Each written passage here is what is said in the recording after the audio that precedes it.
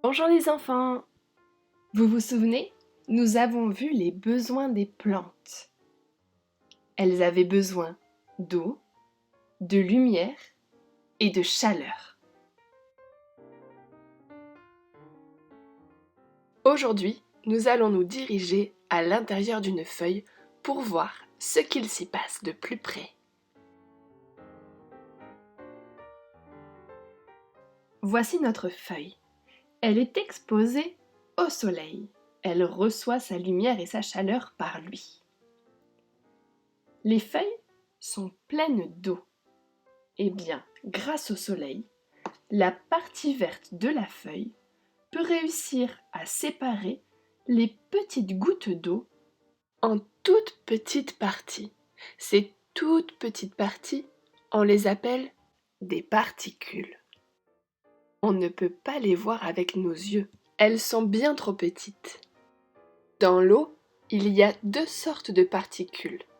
Les particules qu'on appelle l'hydrogène et celles que l'on appelle l'oxygène.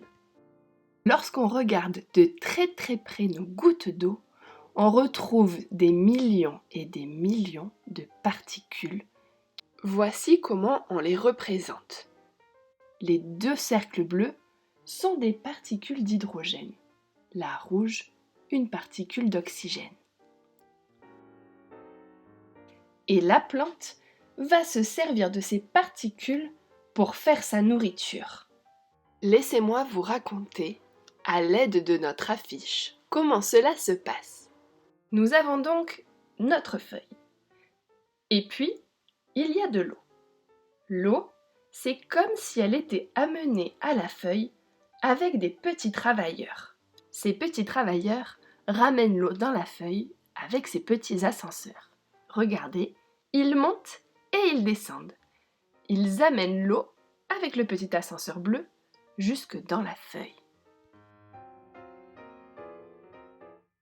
Voici, en haut des ascenseurs, un autre travailleur qui est présent avec un chariot pour récupérer l'eau. Il va l'amener jusqu'à d'autres travailleurs. Regardez-les, ils sont assis et sont en train de faire le tri dans les molécules dont nous avons parlé. Les deux molécules d'hydrogène et la molécule d'oxygène.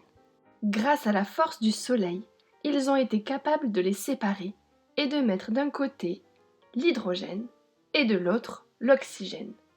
L'hydrogène va être amené là où l'on mélange les molécules. Vous voyez, il y a comme une grosse marmite. L'oxygène, lui, va être rejeté par la plante. Regardez ce travailleur. Il met dans un grand conduit toutes les molécules rouges, celles d'oxygène, pour qu'elles puissent sortir de la plante. En haut à droite de notre feuille, nous avons des petits travailleurs qui récupèrent un mélange de gaz.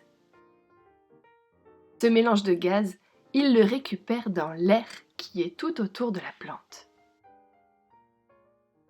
Il s'appelle le dioxyde de carbone. Ce gaz-là, il va être emmené dans la grande marmite et les travailleurs vont le mélanger avec notre hydrogène. Et puis, le mélange va être emmené jusqu'à l'endroit où il va pouvoir être cuit. Regardez, il y a un four. Notre four marche grâce à la chaleur du soleil. Allez, hop! Une fois que la nourriture est cuite, elle peut être renvoyée partout dans la plante, là où l'on a besoin d'elle. Elle prend cette fois-ci l'ascenseur marron et redescend dans toute la plante. Et tout ceci se passe en continu dans nos plantes. Faisons le point sur ce que nous avons vu. Nos plantes ont besoin du soleil pour sa lumière et sa chaleur.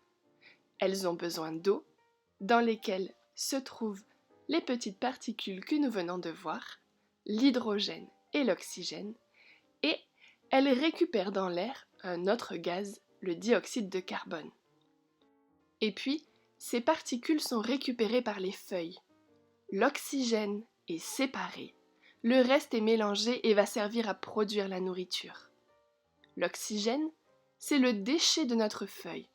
Il est rejeté par elle. Je me demande bien ce qu'il va devenir ensuite. Pas vous? Maintenant, est-ce que vous comprenez pourquoi les plantes ont besoin d'aller vers la lumière? Car elles ont besoin de la lumière du soleil pour préparer la nourriture pour que la plante grandisse. S'il n'y a pas de lumière, s'il n'y a pas de chaleur, il n'y a pas de nourriture. La plante ne peut pas se nourrir et elle ne peut donc pas grandir. Voilà les enfants, c'était mon histoire pour aujourd'hui.